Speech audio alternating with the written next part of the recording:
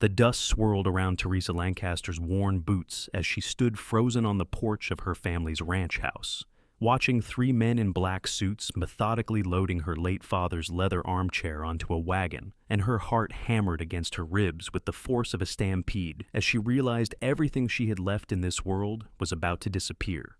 "Stop! You cannot take that!" Teresa's voice cracked as she rushed down the steps, her faded calico dress billowing behind her. The autumn sun beat down mercilessly on Black Hawk, Colorado, casting sharp shadows across the dusty yard. It was October 1882, and the mining town had seen better days, but nothing compared to the devastation Teresa felt watching strangers dismantle her life piece by piece. The shortest of the three men, a round-faced banker named Silas Pemberton, turned toward her with a practiced expression of false sympathy. His spectacles caught the glare of the afternoon sun as he pulled a folded document from his vest pocket. "Miss Lancaster, I understand this is difficult, but the law is quite clear. Your father's debts must be settled, and since the ranch itself barely covers half of what he owed the bank, these possessions will be auctioned to make up the difference." "My father paid his debts!" Teresa's hands balled into fists at her sides. "He worked himself into an early grave making sure every penny was accounted for. I have his ledgers, his receipts, everything that proves he paid you back 3 months ago." Pemberton's expression hardened. "Those receipts are apparently forgeries, Miss Lancaster.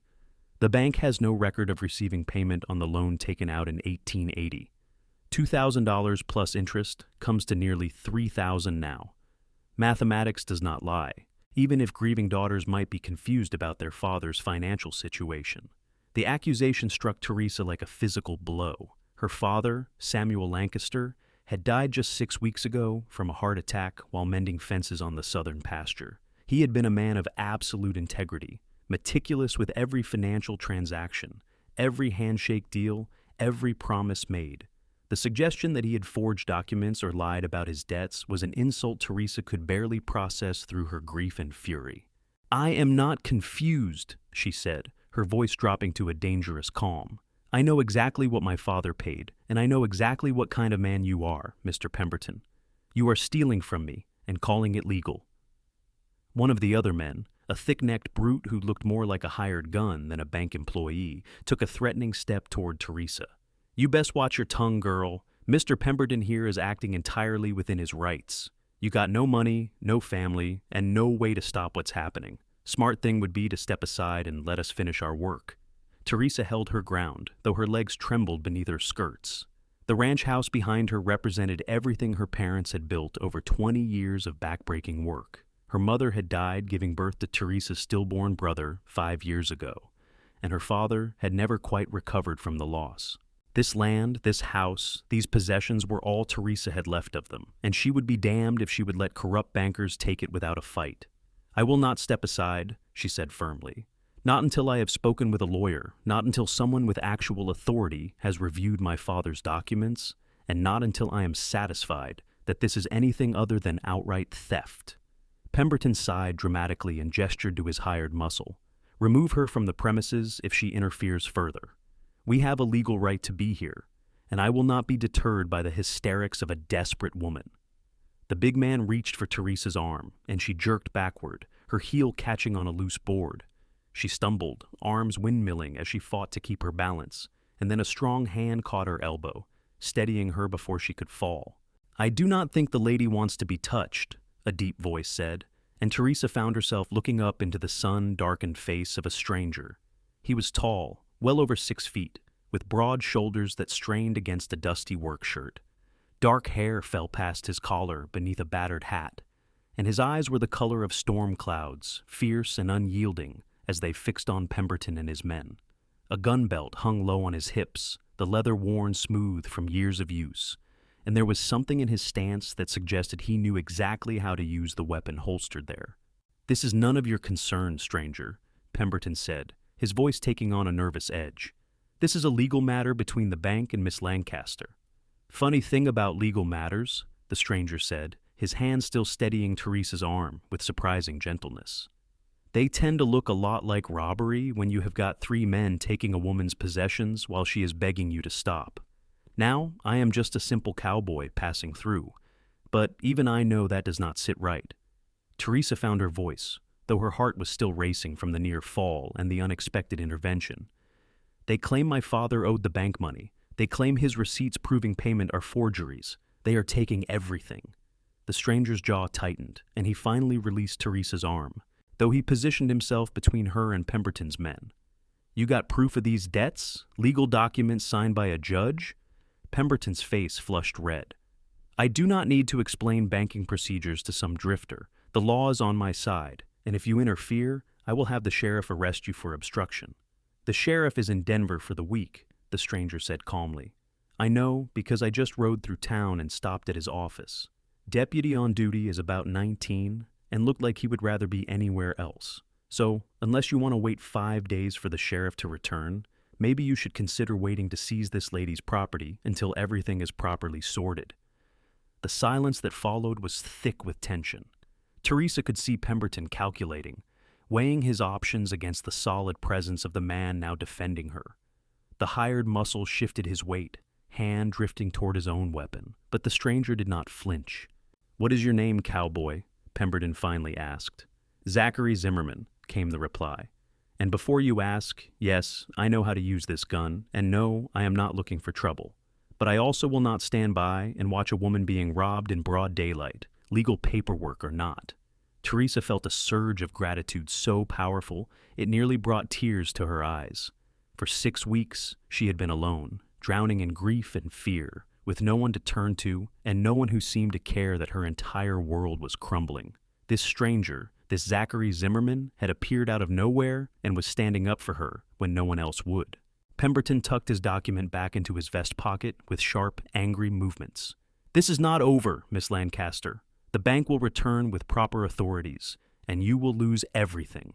Enjoy your temporary reprieve. He turned to his men. Load what we have already collected. We are leaving.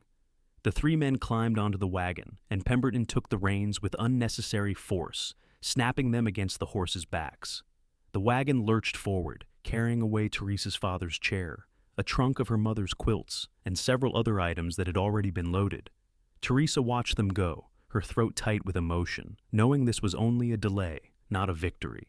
When the wagon had disappeared down the rutted road toward town, Zachary turned to face her properly. Up close, Teresa could see the lines around his eyes that spoke of years spent squinting into the sun, the scar that cut through his left eyebrow, the way his shoulders seemed to carry the weight of hard-won experience. He looked to be in his late 20s, maybe 30, and there was a wariness in his expression that suggested he had seen his share of trouble. Thank you, Teresa said, and the words felt inadequate for what he had just done. I do not know what would have happened if you had not been here.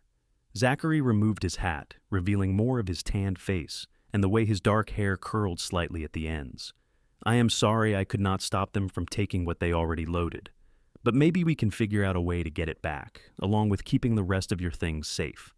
We? Teresa repeated, surprised by the word. A ghost of a smile crossed Zachary's face. Well, I did just make an enemy of your local banker, so I figure I am already involved whether I plan to be or not. Besides, I have got a few days before I need to be anywhere else, and I have never been good at walking away from people who need help. Teresa studied him carefully, looking for signs of deception or ulterior motive. She had learned the hard way that people in Black Hawk were not always what they seemed, that friendly faces could hide greedy hearts, and that a woman alone was seen as easy prey. But there was something in Zachary's eyes, a straightforward honesty that was hard to fake, and the fact that he had intervened without any expectation of reward spoke volumes about his character. I cannot pay you, she said quietly. As you can see, I have nothing left to offer. Did not ask for payment, Zachary replied, settling his hat back on his head. Now, how about you show me those receipts you mentioned? If your father really did pay off his debts, there has got to be a way to prove it. Teresa led him into the house, acutely aware of how shabby everything must look to an outsider. The furniture was old and worn, the floorboards creaked with every step, and the whole place had the hollow feeling of a home where laughter had long since died.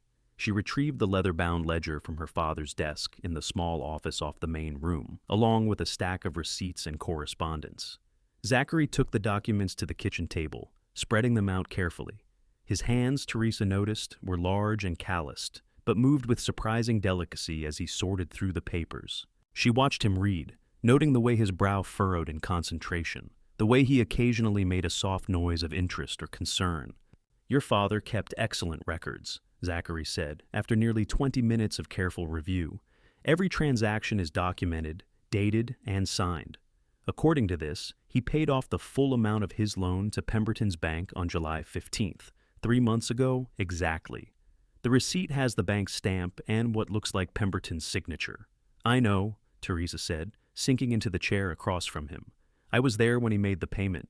He had saved for 2 years, selling off cattle, taking odd jobs in town, doing everything he could to clear that debt. When he finally paid it off, he came home and smiled for the first time since my mother died. He said we were finally free, that the ranch was truly ours again." Zachary looked up at her, and the sympathy in his eyes was almost too much to bear. "And now, Pemberton is claiming none of that happened. He is calling my father a forger and a liar," Teresa said, her voice breaking. "My father, who never broke a promise in his life, who worked himself to death to honor his obligations. Pemberton is trying to collect the same debt twice," Zachary said flatly. "I have seen this kind of thing before, though usually not this blatant. Banks hold all the power, and if they decide to lose records or claim payments never happened, there is not much a common person can do to fight back, especially not a woman alone." The truth of his words settled over Teresa like a heavy blanket. "So what do I do? Just let him take everything?" Zachary leaned back in his chair, his expression thoughtful. "No, we fight back. But we have got to be smart about it. Pemberton has the law on his side, at least on paper. We need to find a way to prove he is lying, or get someone with more authority than the local deputy to investigate. The nearest federal marshal is in Denver," Teresa said. "Even if I could get to him, why would he believe me over a banker?" "Because bankers get rich off other people's misery," Zachary said, "and marshals see that kind of corruption all the time. If we can present a solid case, show the receipts, maybe find other people Pemberton has cheated, we might have a chance." Teresa felt the first spark of hope she had experienced in weeks. "You really think we could do that?" "I think it is worth trying," Zachary said. "But first, we need to secure your property. Pemberton said he would be back with proper authorities, but my guess is he will try something else first. Men like him do not like being challenged, especially not in front of witnesses. He will want to make an example of you." A chill ran down Teresa's spine. "What do you think he will do?" "Hard to say. Could be he comes back with more men, tries to intimidate you into leaving. Could be he tries to have you arrested on false charges. Could be he decides to get the deputy to do his dirty work." Zachary gathered the papers back into a neat stack. "Point is, you should not be here alone. Do you have anywhere else you could stay? Friends in town? Relatives nearby?" Teresa shook her head. "My father was not well liked in Black Hawk. He had a tendency to speak his mind about the mining companies exploiting their workers, about the corruption in the town council. People respected him, but they did not want to be associated with him. And my mother's family is all back east. We have not heard from them in years." "All right then," Zachary said, standing up. "I will stay here if you will have me. I can bed down in the barn, keep watch, make sure Pemberton does not try anything while we figure out our next move." Teresa stood as well, overwhelmed by the generosity of this stranger who had already done so much. "Why are you doing this? You do not know me. You do not owe me anything. Why risk yourself for my problems?" Zachary was quiet for a moment, his gaze drifting to the window where the afternoon sun was starting to sink toward the mountains. When he spoke, his voice was soft, but carried a weight of old pain. "Because 5 years ago, I watched my own mother lose everything to a crooked land speculator while I was off driving cattle to Montana. By the time I got back home to Kansas, she had been forced off her property, and she died that winter from pneumonia, living in a charity shelter. I swore then that if I ever had the chance to stop someone else from suffering the same fate, I would take it. So, that is what I am doing." Teresa felt tears prick her eyes, both from the sadness of his story and the kindness of his actions. "I am so sorry about your mother." "Me too," Zachary said simply. "But maybe helping you will mean something. Maybe it will balance the scales a little bit." They spent the rest of the afternoon securing the property. Zachary proved to be a capable worker, helping Teresa move the most valuable remaining items into the locked root cellar beneath the kitchen. Her father's rifle, her mother's jewelry box, important documents, and other small treasures were carefully stored away, where Pemberton's men would not easily find them. As they worked, Teresa found herself studying Zachary more closely. He moved with the easy confidence of a man comfortable in his own skin. But there was a gentleness to him that contrasted with his rough appearance. When he caught his hand on a splinter while moving a trunk, he barely reacted, just pulled it out and kept working. When he noticed Teresa struggling with a heavy box, he immediately took it from her with a quiet, "Let me get that."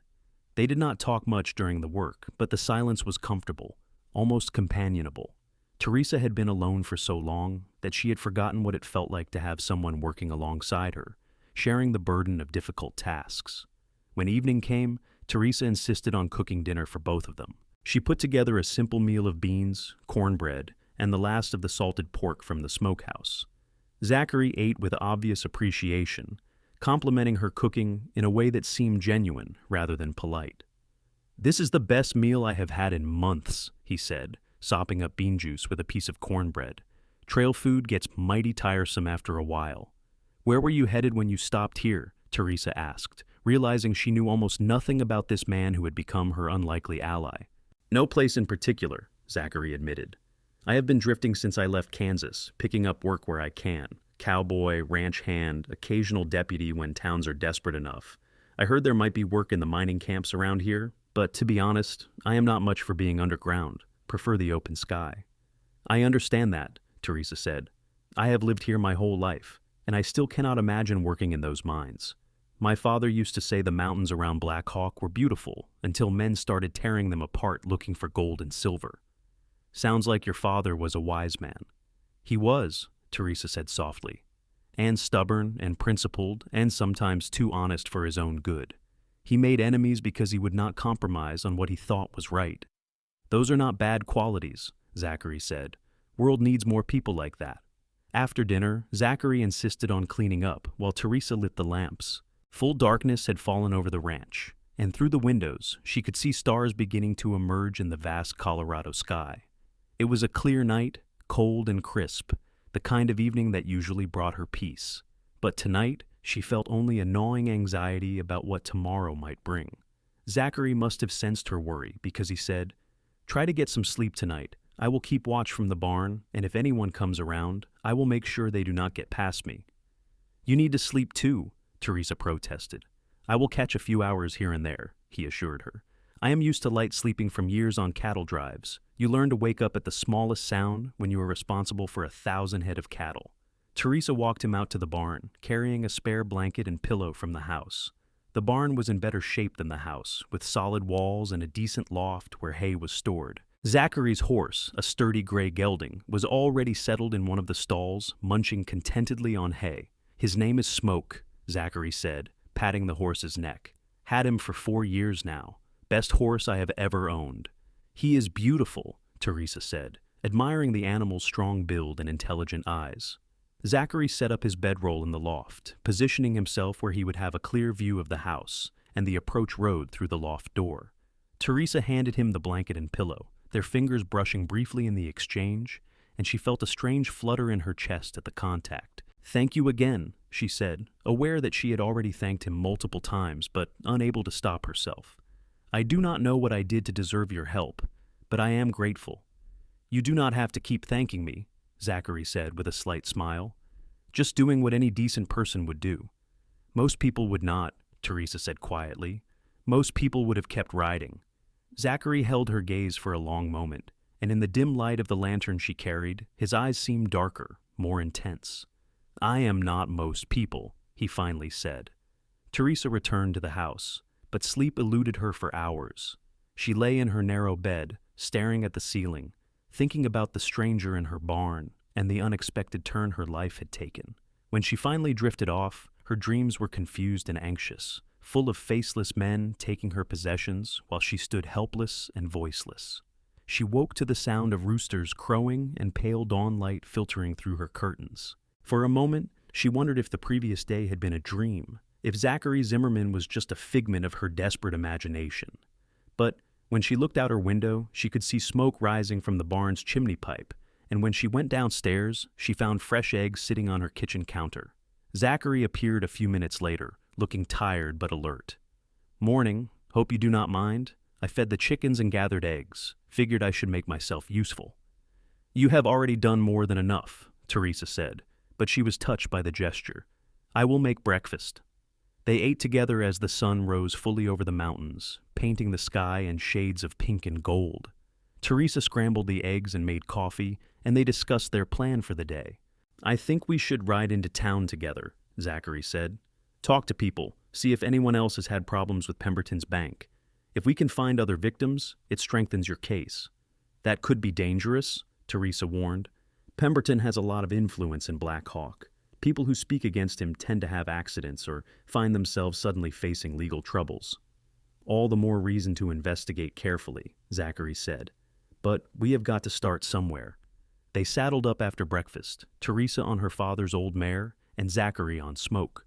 The ride into Black Hawk took about 40 minutes along a winding mountain road that offered spectacular views of the surrounding peaks. Teresa had made this journey countless times, but today it felt different, riding alongside someone rather than alone, having someone to talk to rather than just her own troubled thoughts.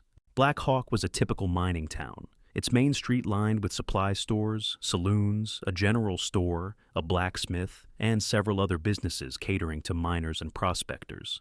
The town had grown rapidly during the silver boom of the 1870s, but by 1882, the easy pickings were gone, and a harder edge had settled over the place. Men who had come seeking fortune now scrambled just to survive, and desperation made people do things they might not have otherwise considered. They tied their horses outside the general store, and Teresa led Zachary inside.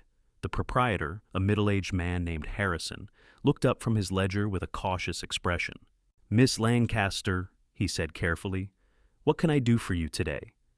"I need to ask you some questions about Pemberton's bank," Teresa said directly.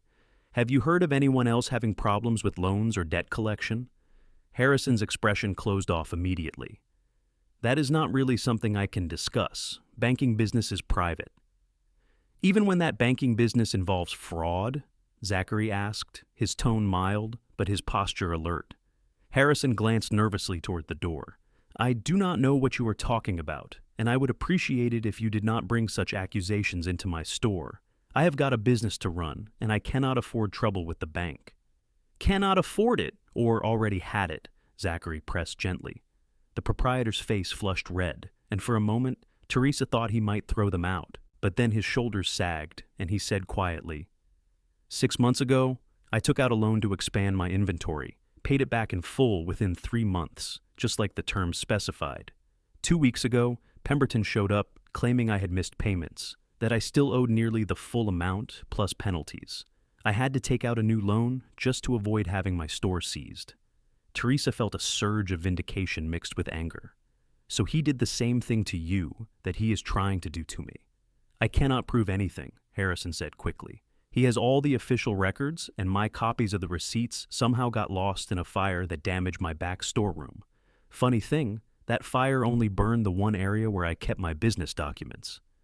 "Not funny at all," Zachary said grimly. "Is there anyone else who might have had similar experiences?" Harrison hesitated, clearly torn between self-preservation and doing what was right. Finally, he said, "Talk to Margaret Rollins at the boarding house, and maybe old Thomas Kirkland, the carpenter, but be careful. Pemberton has eyes everywhere, and people who cross him tend to regret it." They thanked Harrison and left the store, walking down the dusty street toward the boarding house. Teresa was aware of curious and unfriendly stares from people they passed. Word had clearly spread about her confrontation with Pemberton the previous day, and in a small town like Black Hawk, taking a stand against someone powerful was seen as either admirable stupidity or just plain stupidity. Margaret Rollins was a widow in her 50s who ran a respectable boarding house on the edge of town. She greeted Teresa warmly, but looked uncertain when Zachary was introduced. "I know why you are here," Margaret said once they were settled in her tidy parlor. "I heard about what happened yesterday at your ranch. The whole town is talking about it." "What are they saying?" Teresa asked, though she was not sure she wanted to know. "Some folks think you are being cheated. Some think you are just a foolish girl who does not understand business. And some think you should have taken whatever Pemberton offered and left town quietly. Margaret poured tea for all of them, with steady hands. I am in the first category. I think Silas Pemberton is a snake who has been getting rich off other people's suffering for years. Has he cheated you too? Zachary asked. Margaret nodded grimly. 2 years ago, my husband died in a mining accident. Pemberton offered me a loan to keep the boarding house running until I could get back on my feet. I accepted, not realizing the interest rates were nearly double what he claimed. By the time I figured it out, I was trapped. I have been barely scraping by ever since, and he threatens foreclosure every few months just to keep me nervous and compliant. Why have not people banded together to fight him? Teresa asked. If he has done this to multiple people, surely there is strength in numbers. Because he is smart, Margaret said bitterly. He chooses his victims carefully: widows, single women, older people, anyone who does not have family or connections to back them up. And he spaces out his attack so it never looks like a pattern. By the time someone realizes what is happening, they are already drowning and too afraid to make waves. Zachary set down his teacup with a soft clink. What if we could get everyone together? Present a united front to the authorities in Denver. Margaret looked doubtful. Most people are too scared. They have too much to lose. They are going to lose it anyway, Zachary pointed out. Pemberton is not going to suddenly develop a conscience. He will keep squeezing until there is nothing left to take. Teresa felt her resolve hardening. Her father had always taught her that the only way to stop bullies was to stand up to them, even when it was terrifying, even when the odds seemed impossible. Maybe that was why he had made so many enemies, but it was also why people had respected him. I am going to fight, she said firmly. Even if I am the only one, even if I lose everything, I am going to fight. My father did not raise me to roll over and let criminals win. Margaret reached across and squeezed Teresa's hand. Your father would be proud of you, and you are not alone. I will stand with you. They spent the rest of the morning and early afternoon tracking down other potential victims. Thomas Kirkland, the elderly carpenter, confirmed that Pemberton had manipulated loan terms to seize his workshop, forcing him to rent space in his own building. A young couple, the Davidsons, had lost their small mining claim under suspicious circumstances involving suddenly appearing debt. A Mexican family on the edge of town told a story through broken English about losing their home and being forced into a tenement owned by Pemberton. By the time Teresa and Zachary headed back to the ranch in late afternoon, they had collected statements from 7 different people, all telling variations of the same story. Pemberton was running an elaborate scheme, using his position as banker to systematically rob vulnerable members of the community. This is worse than I thought, Zachary said as they rode. He is not just an opportunistic cheat. This is organized, deliberate exploitation. What do we do with all this information? Teresa asked. Even with witnesses, will anyone believe us over him? We go to Denver, Zachary said decisively. We present everything to the federal marshal, maybe even try to get a meeting with a territorial judge. This is big enough that someone higher up should care. That is a 2-day ride each way, Teresa said. Can we afford to be gone that long? Can you afford not to be? Zachary countered. Pemberton is already planning his next move. He is not going to wait around while we build a case against him. We need to act fast. Teresa knew he was right, but the thought of leaving her ranch unprotected for 4 days was terrifying. What if he comes back while we are gone? What if he takes everything? We will move the most important things to Margaret's boarding house, Zachary suggested. She said she would help, and Pemberton is not likely to target her place while we are publicly investigating him. It would look too suspicious. They worked into the night, carefully loading a wagon with documents, valuables, and sentimental items. Margaret met them in town after dark, helping to unload everything into a locked storage room in her basement. The elderly woman's courage and willingness to risk Pemberton's wrath touched Teresa deeply. Be careful in Denver, Margaret said, hugging Teresa tightly. And come back with good news. Lord knows this town needs some. They set out for Denver at first light, provisioned for the journey with food, water, and warm blankets. The mountain road was well traveled but could be treacherous, especially this late in the year when early snow was always a possibility. They rode steadily throughout the day, stopping only briefly to rest the horses and eat a cold lunch. As they traveled, Teresa found herself opening up to Zachary in ways she had not talked to anyone, since her father's death. She told him about her childhood on the ranch, about her mother's love of gardening and her father's skill with horses. She described the good years before her mother's death, when the ranch had been profitable and life had seemed full of promise. Zachary shared his own stories too. He talked about growing up in Kansas, learning to ride almost before he could walk, helping his mother run their small farm after his father was killed in the Civil War. He described the cattle drives, the vast herds moving across open prairie, the camaraderie of the cowboys, and the loneliness of night watches under endless stars. "Do you miss it?" Teresa asked. "The cattle drives, the regular work?" "Sometimes," Zachary admitted. "But that life is changing. Railroads are making the big drives less necessary, and ranches are fencing off the open range. The world I knew is disappearing, and I'm not sure where I fit in the one that is replacing it." "You could settle somewhere," Teresa suggested. "Buy your own land, build something permanent." "With what money?" Zachary asked with a wry smile. "Cowboys do not get paid enough to save much, and I have spent most of what I have had on helping people who needed it more than me." Teresa felt a warmth spread through her chest at his words. This man, who had nothing, still chose to help others. It was the kind of fundamental decency that was rare in her experience, the kind her father had possessed, and she found herself increasingly drawn to him. They made camp that night in a sheltered spot off the main road, building a small fire for warmth and cooking.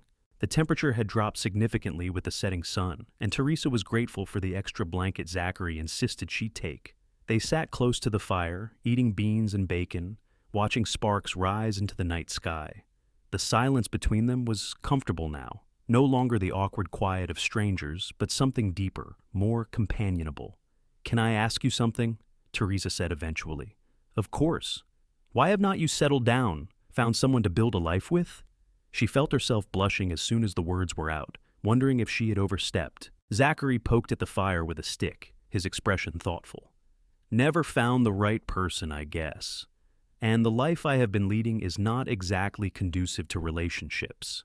Hard to build something with someone when you are constantly moving, never sure where you will be next month or next year. Do you want that? A relationship, a family, roots?" "I used to think I did not," Zachary said slowly. "Thought I was better off alone, free to go wherever the wind took me. But lately I have been feeling like maybe I was just running away from something, or maybe towards something I have not found yet." Teresa knew she should leave it there, should not push further into personal territory. But something in his words, in the way he looked at her across the fire, made her brave. "What would it take for you to stop running?" Zachary met her eyes, and the intensity in his gaze made her breath catch. The right reason. The right person. Something worth staying for. The moment stretched between them, charged with unspoken possibilities. Then Zachary stood abruptly, turning away to check on the horses, and the spell was broken. Teresa lay down in her bedroll soon after. But sleep came slowly, her mind replaying their conversation over and over, analyzing every word, every glance. They reached Denver late the following afternoon, tired and dusty from the road. The city was dramatically different from Black Hawk, bustling with activity, its streets crowded with people and vehicles. Teresa had only been to Denver twice before, and the energy of the place was both exciting and overwhelming. They found lodging at a modest hotel, Zachary insisting on paying for separate rooms despite Teresa's protests about the expense. "It is proper," he said firmly, "and you need a good night's rest before we deal with the marshal tomorrow." Teresa wanted to argue that propriety seemed less important than conserving their limited resources, but the look on Zachary's face told her this was important to him. He was protecting her reputation as much as her physical safety, and she appreciated that, even if part of her wished things could be different. The next morning, they presented themselves at the federal marshal's office, an imposing stone building near the city center. The marshal, a grizzled man named Coleman with more gray than black in his hair, listened to their story with an expression that cycled between interest and skepticism. "These are serious accusations," Coleman said when they had finished laying out everything they had discovered. "Silas Pemberton has been operating in Black Hawk for over a decade. He has never had complaints filed against him before. Because he chooses his victims carefully," Teresa said, leaning forward earnestly. "He targets people who have no power, no connections, people who are too afraid or too poor to fight back." "And you have witnesses who will testify to this?" Coleman asked. 7 people, all willing to swear statements, Zachary confirmed. Plus, Miss Lancaster's own receipts showing her father paid his debt in full. Coleman examined the documents they had brought, his weathered face revealing nothing of his thoughts. Finally, he sat back and said, "This warrants investigation, but I cannot promise anything. Bank fraud is notoriously difficult to prove, especially when the accused holds all the official records. Even with witnesses, it often comes down to their word against his, and bankers have more credibility with judges than common folks do." "So you are saying there is no point?" Teresa felt despair rising in her throat. "I am saying it will not be easy," Coleman corrected. "But I will ride to Black Hawk myself and conduct an official investigation. If Pemberton is doing what you claim, I will find evidence. And if I can build a solid case, I will arrest him and see him prosecuted." It was not the immediate justice Teresa had hoped for, but it was something. She and Zachary left the marshal's office with a mixture of relief and continued anxiety. "How long do you think it will take?" Teresa asked as they walked back toward the hotel. "Hard to say. Could be a week, could be a month," Zachary said. "But at least now there is official attention on Pemberton. He will not be able to act as freely knowing a federal marshal is watching him." They stayed in Denver one more night, and this time Zachary agreed to join Teresa for dinner at a small restaurant near their hotel. It felt strange and wonderful to sit across from him in a civilized setting, eating real food off china plates instead of beans from tin cups around a campfire. "When this is over," Teresa said, emboldened by a glass of wine the waiter had recommended, "what will you do? Move on to the next town, the next adventure?" Zachary's fork paused halfway to his mouth. He set it down carefully and looked at her with an expression she could not quite read. "I have been thinking about that. About what comes next. And I am not sure anymore," he admitted. "A week ago, I would have said yes, I would move on. That is what I do. But now, Teresa prompted, her heart beating faster. "Now, I am starting to think maybe I have been looking for something all this time without realizing it. And maybe I found it in the last place I expected." Teresa knew what he was saying without him having to be more explicit. She felt it too, this growing connection between them, this sense that something significant was developing despite the impossible circumstances. They had known each other for only a few days, but those days had been so intense, so filled with shared purpose and danger, that it felt like much longer. "I feel the same way," she said softly. "Like maybe you showing up when you did was not just luck. Like maybe it meant something." Zachary reached across the table and took her hand, his calloused fingers warm and strong around hers. "I have never believed much in fate or destiny. Always figured life was just what you made of it, one day at a time. But meeting you, Teresa, that has made me reconsider." They sat there for a long moment, hands clasped across the table, the noise of the restaurant fading into the background. Teresa felt like she was standing on the edge of something huge and terrifying and wonderful all at once. And for the first time since her father's death, she felt genuinely hopeful about the future. The ride back to Black Hawk the next day seemed shorter, though they maintained the same steady pace. Teresa found herself riding closer to Zachary, their legs occasionally brushing when the trail narrowed, and neither of them pulled away. They talked more freely now, sharing dreams and fears and secrets they had not told anyone else. Zachary admitted that he had never been in love, that the closest he had come was a brief romance with a saloon girl in Texas that ended when he realized she saw him as just another customer. Teresa confessed that she had been courted once by a miner's son, but her father had disapproved because the young man drank too much, and the relationship had ended before it really began. "Do you ever regret listening to your father?" Zachary asked. "No," Teresa said honestly. "He was right about that boy. He ended up getting himself killed in a bar fight 2 years ago. My father had good instincts about people. What would he have thought of me?" The question seemed to matter to Zachary more than he was letting on. Teresa considered carefully before answering. "I think he would have liked you, respected you. He valued honesty and courage above everything else, and you have both in abundance." When they arrived back at the ranch, everything was as they had left it. No more items had been taken, no damage had been done. Margaret sent word that the stored items were safe, and that Pemberton had been notably quiet since they had left for Denver. "He knows something is happening," Zachary said. "Probably has people watching, reporting back on our movements. When he finds out we went to the federal marshal, he will be worried." "Good," Teresa said fiercely. "He should be worried. He should be terrified." Over the next week, they fell into a routine that felt both temporary and permanent. Zachary continued sleeping in the barn, but he spent his days helping Teresa with ranch work. They repaired fences, tended to the animals, fixed a leak in the barn roof. The work was hard but satisfying, and Teresa found herself treasuring these simple domestic moments.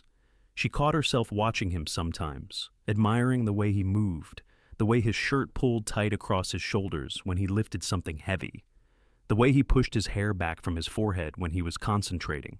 And sometimes she caught him watching her too, his storm gray eyes following her movements with an intensity that made her feel beautiful and desired in a way she never had before.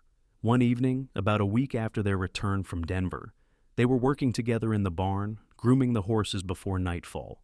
Teresa was brushing down her father's mare when she stumbled slightly on loose straw. Zachary caught her instinctively, his arms coming around her waist, steadying her. For a moment, they froze like that, his body pressed against her back, his breath warm on her neck. Teresa's heart was racing, and she could feel the rapid beat of Zachary's heart against her spine. "I have got you," he said quietly, but he did not let go. Teresa turned in his arms, and suddenly they were face to face, closer than they had ever been. She could see the individual stubble on his jaw, the flecks of darker gray in his eyes, the thin white line of the scar through his eyebrow. "Zachary," she whispered, though she was not sure what she was asking for. He raised one hand to cup her cheek, his thumb brushing across her lips with aching gentleness. "Tell me to stop if you want me to stop." Instead of answering with words, Teresa rose up on her toes and kissed him. The kiss was tentative at first, uncertain, but then his arms tightened around her, and her hands fisted in his shirt, and it became something deeper, more urgent. They kissed like people who had been holding back for too long, like people who had finally found what they had been searching for. When they finally broke apart, both breathing hard, Zachary rested his forehead against hers. "I did not plan for this to happen." "Neither did I," Teresa admitted, "but I am glad it did."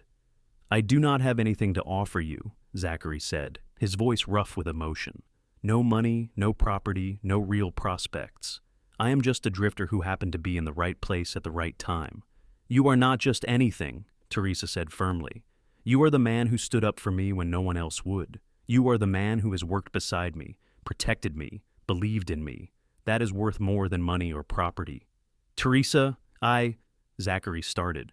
But then they heard the sound of horses approaching at speed. They broke apart instantly, both of them reaching for weapons. Zachary grabbed his rifle from where it leaned against the barn wall, and Teresa snatched up a pitchfork. They moved to the barn door together, peering out into the gathering dusk. 3 riders were approaching the ranch, and as they got closer, Teresa could make out the lead figure. It was Marshal Coleman from Denver, and he looked grim. They walked out to meet him, and Coleman dismounted heavily. His 2 deputies stayed mounted, flanking him protectively. "Miss Lancaster, Mr. Zimmerman," Coleman said, removing his hat. "I rode straight through to get here as fast as possible. We have got problems." Teresa's stomach dropped. "What kind of problems?" "I went to Pemberton's bank like I said I would," Coleman explained. "Started asking questions, requesting to see records. He was cooperative at first, showed me ledgers, receipts, all seemingly in order. But then I started asking about specific cases, the ones you brought to my attention. That is when things got interesting." "What happened?" Zachary asked tensely.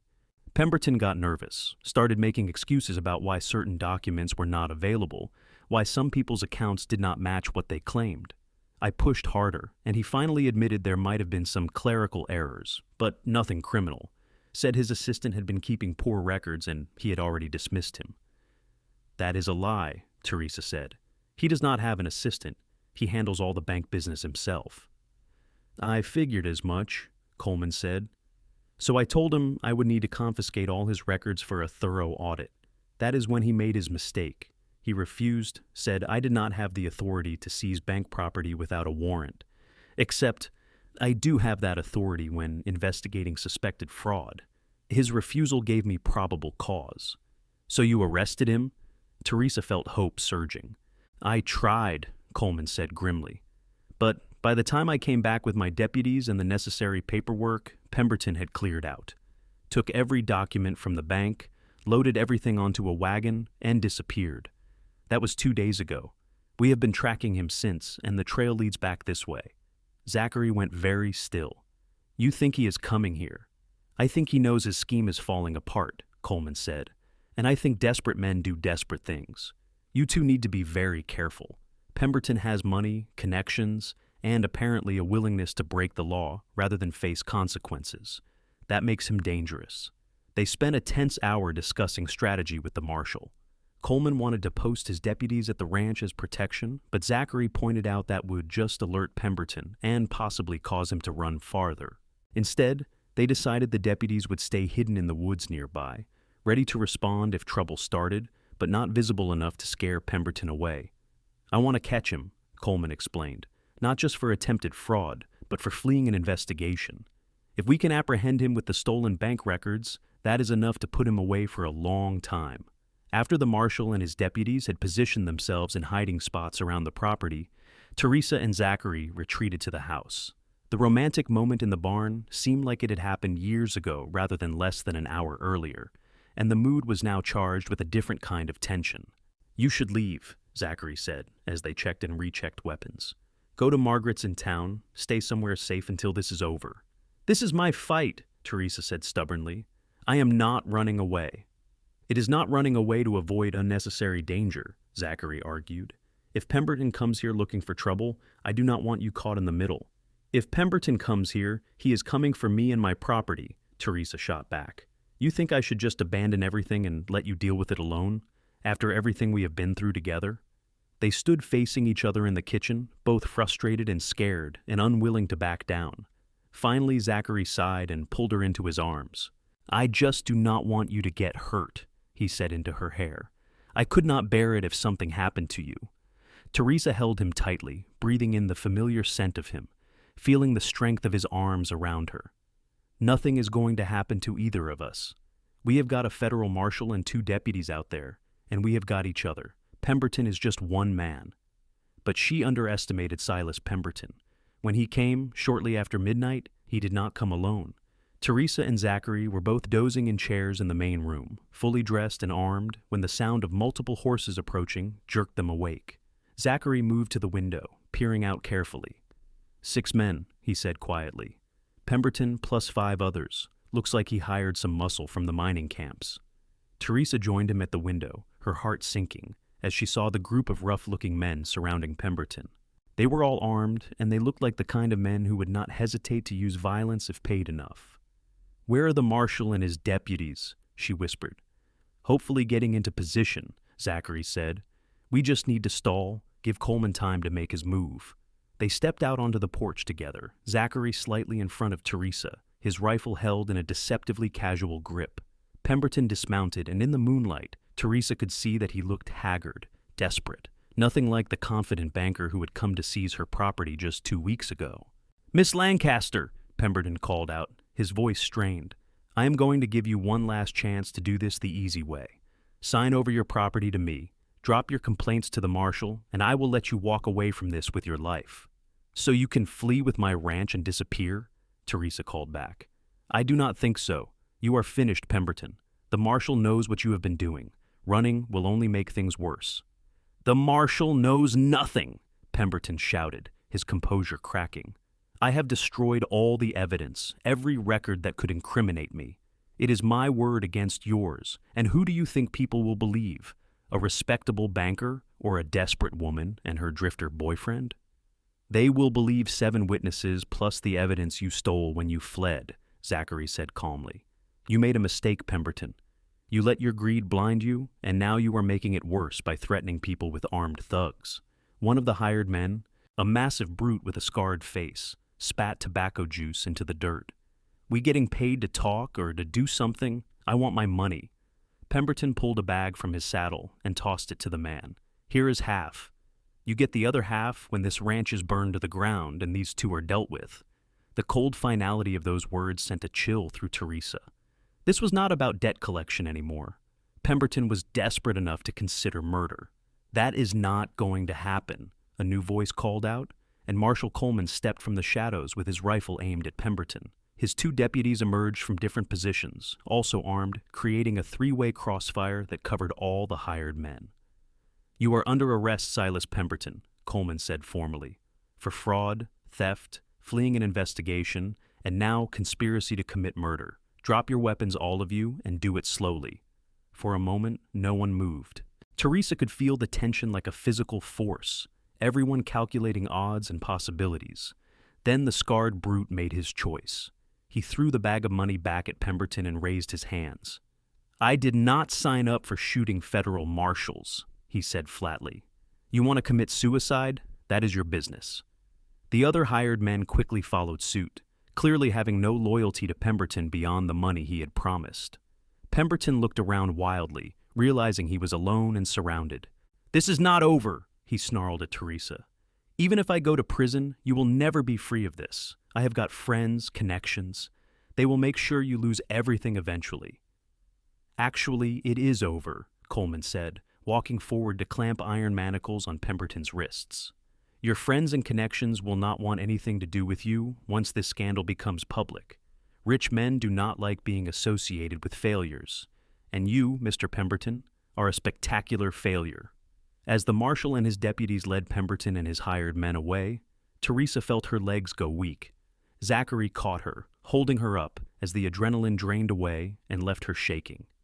"It is all right," he murmured. "You are safe. It is over." Teresa clung to him, letting herself cry for the first time since her father died. All the fear, the grief, the anger, the stress of the past months came pouring out, and Zachary just held her, steady and solid, letting her release everything she had been holding inside. When the storm of emotion finally passed, Teresa pulled back and looked up at him. His face was wet too, she realized. He had been crying with her, sharing her pain.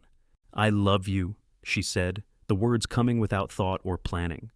"I know it is too soon. I know we barely know each other. But I love you, Zachary Zimmerman." His smile was like the sun breaking through clouds. "I love you too, Teresa Lancaster. Have since the moment I saw you standing up to those men, refusing to let them take what was yours. You are the bravest, strongest woman I have ever met. And if you will have me, I would like to spend the rest of my life proving I am worthy of you." They kissed again, there on her porch with the moon overhead and the mountains watching, and it felt like a promise, like the beginning of something beautiful and lasting. The next few weeks were a whirlwind of activity. Marshal Coleman's investigation uncovered extensive evidence of Pemberton's fraud once he had access to the stolen bank records. Turns out, Pemberton had been keeping two sets of books, one official and one accurate, documenting every illegal transaction. Faced with overwhelming evidence, he accepted a plea agreement that sent him to federal prison for 15 years. The bank itself was taken over by a new administrator sent from Denver, and one of his first actions was to audit all of Pemberton's cases. Teresa's father's debt was officially declared paid in full, with written apology from the bank's new management. The other victims Zachary and Teresa had identified were also cleared of fraudulent debts, and where possible, restitution was made from Pemberton's personal assets. Teresa got back the items that had been seized, including her father's chair and her mother's quilts. The ranch was officially confirmed as her sole property, free and clear of any debts or liens. For the first time in her adult life, she was truly financially secure. Zachary never went back to drifting. He stayed at the ranch, first as a hired hand, then as something more. They were married in a simple ceremony at Margaret's boarding house on a crisp December morning, with half of Black Hawk in attendance. The town had embraced them as heroes, the couple who had stood up to corruption and won. Their first year of marriage was not easy. Learning to live together, to work together, to build a life together required patience and compromise and frequent conversations. But through it all, they never lost sight of what had brought them together, that fundamental respect and admiration for each other's strength and character. Teresa taught Zachary the business side of ranching, the accounting and planning that her father had taught her. Zachary taught Teresa things her father had never gotten around to, like how to break a horse properly and how to read weather patterns. Together, they made the ranch more successful than it had ever been under her father's management. In the spring of 1884, Teresa discovered she was pregnant. The news terrified and thrilled them both in equal measure. Zachary became almost comically overprotective, trying to prevent Teresa from doing any physical work, until she sat him down and firmly explained that pregnant women had been doing ranch work since the beginning of time, and she was not about to become an invalid for 9 months. Their son was born in November, a healthy baby boy with his father's gray eyes and his mother's determined chin. They named him Samuel, after Teresa's father. And watching Zachary hold his newborn son for the first time, tears streaming down his weathered face, Teresa felt her heart overflow with love. Margaret Rollins became an honorary grandmother to little Samuel, visiting often and helping Teresa navigate the challenges of new motherhood. The other victims of Pemberton's scheme remained close friends, forming a tight-knit community of people who understood what it meant to survive and overcome. 2 years later, Teresa gave birth to a daughter they named Catherine, after Zachary's mother, and 3 years after that, another son arrived, whom they called Benjamin. The ranch house that had felt so empty and hollow after her father's death was now filled with noise and laughter and the chaos of family life. Zachary proved to be a wonderful father, patient and playful with his children, teaching them to ride almost as soon as they could walk. Teresa watched him with their babies and toddlers and remembered the lonely drifter who had appeared in her life when she needed him most, and she marveled at how completely he had transformed. "Do you ever miss it?" she asked him one evening, when the children were finally asleep, and they had a rare moment of peace on the porch. The freedom of drifting, of having no responsibilities. Zachary pulled her close, his arm around her shoulders. "Not even for a second. I did not know what I was looking for all those years, but I found it here with you. This is where I was always meant to be." The ranch continued to prosper. They expanded their cattle operation, brought in better breeding stock, and became known throughout Colorado for producing quality beef. Zachary's skill with horses led to a secondary business breaking and training mounts for the cavalry and wealthy ranchers. Teresa never forgot the lesson she had learned during those terrible weeks when Pemberton threatened everything she held dear. She became an advocate for other vulnerable people in Black Hawk and the surrounding area, helping widows and single women navigate legal and financial systems that were designed to exploit them. She worked with the new bank administrator to create lending programs with transparent, fair terms, ensuring that what happened to her and others would never happen again.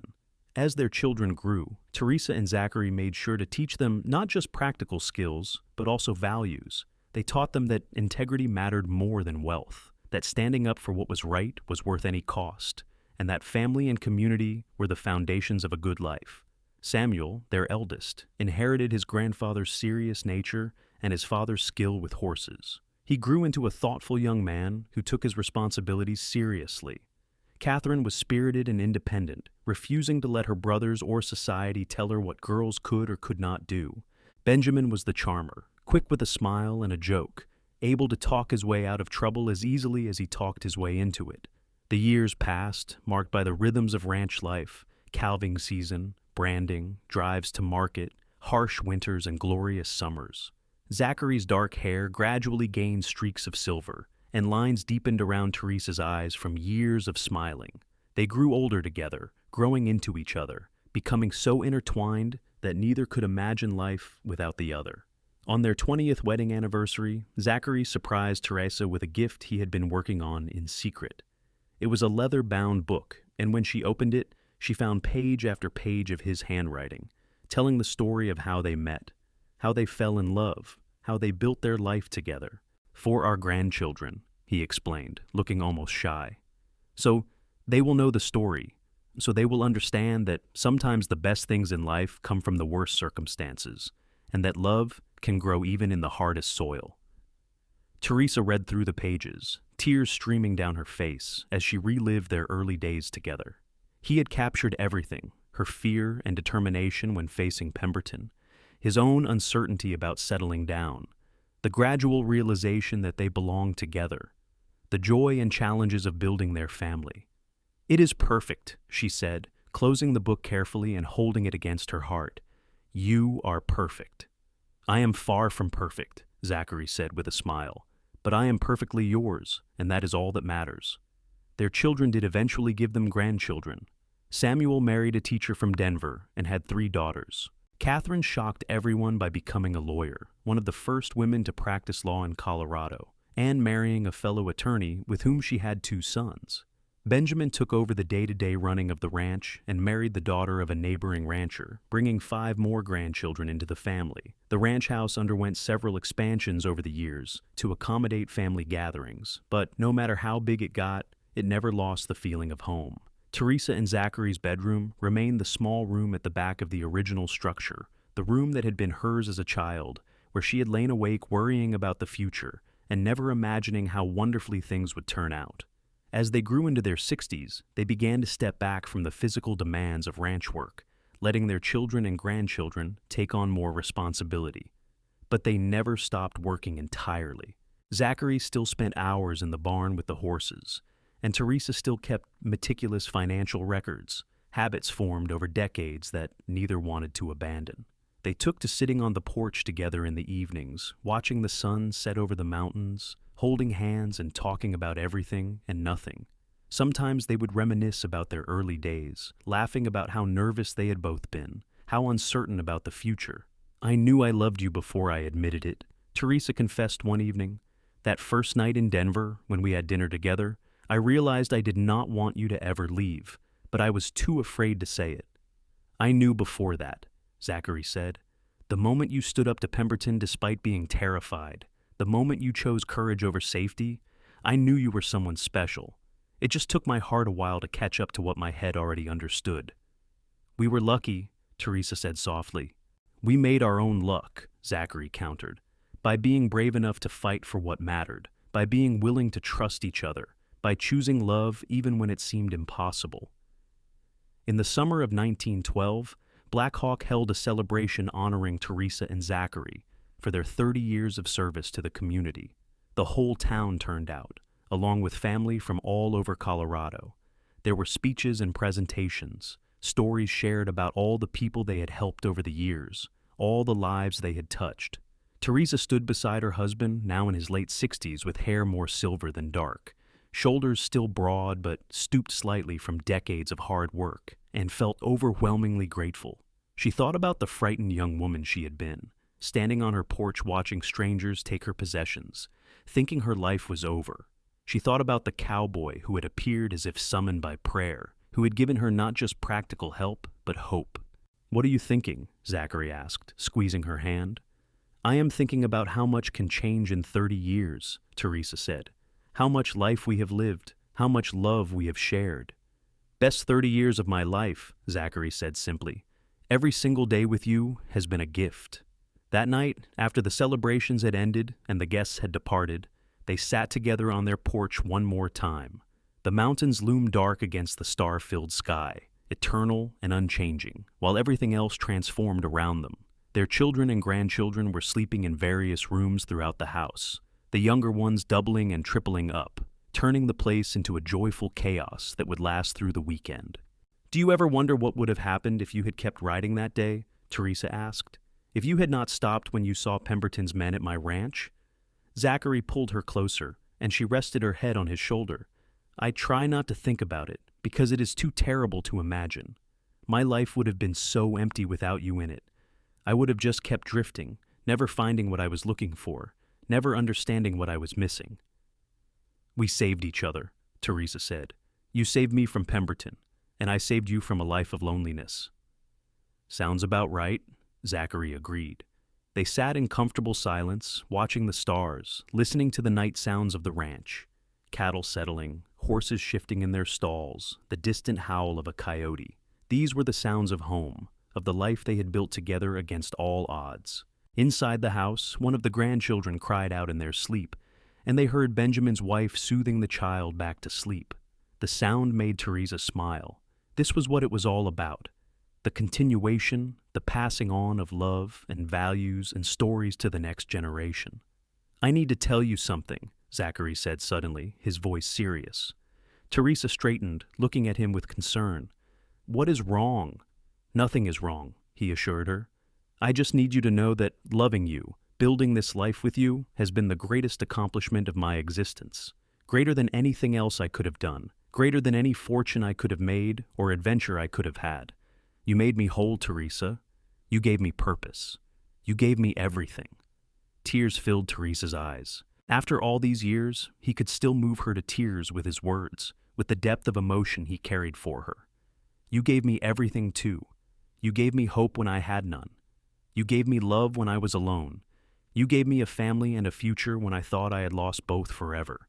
They kissed, gentle and sweet, a kiss that held 30 years of love and commitment and partnership. When they pulled apart, both were smiling through tears. Think we will get another 30 years? Zachary asked with a slight grin. At least, Teresa said firmly. I am not done with you yet, Zachary Zimmerman. They stayed on that porch until long after midnight, wrapped in blankets against the mountain chill, talking and reminiscing and planning for the future. They discussed their grandchildren's futures, debated whether to expand the horse training operation, and wondered what the next decade would bring. Eventually, exhaustion drove them inside and to bed. They lay together in the darkness of their small room. In the bed they had shared for 3 decades, listening to the sounds of their family sleeping throughout the house. Thank you, Teresa whispered. For what? Zachary asked. For stopping that day, for choosing to help me, for choosing to stay, for choosing to love me.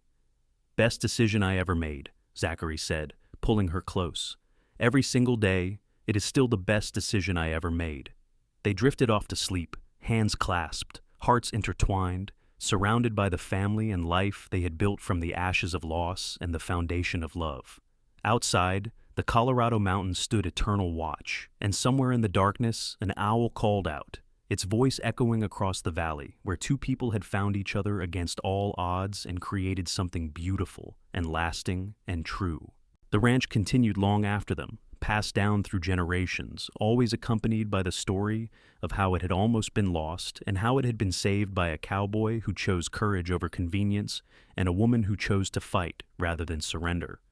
Their great-grandchildren walked the same paths they had walked, tended the same land, and learned the same values. That integrity matters, that love endures, and that sometimes the greatest adventures come not from drifting endlessly, but from choosing to stand still, to commit, to build something worth keeping. And in the end, that was the real victory. Greater than defeating Pemberton, greater than saving the ranch. Teresa and Zachary had created a legacy of love that would outlast them both, rippling forward through time, touching lives yet unborn, proving that one moment of courage, one decision to help a stranger, could change not just 2 lives, but generations to come. The house still stood, expanded and renovated but recognizable, and sometimes on quiet evenings, family members swore they could feel the presence of those 2 souls who had loved so deeply and built so well. They were there in the very foundations, in the air itself, in the way the light fell through the windows and the way the mountain wind whispered through the pines.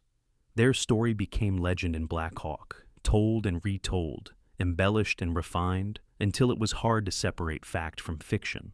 But the core truth remained unchangeable.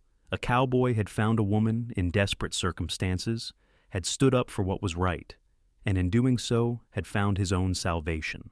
They had faced down corruption and fear, had built a life from almost nothing, and had loved each other with a devotion that time could not diminish. And that, more than anything else, was the happily ever after they had both secretly dreamed of, but never dared hope they would find.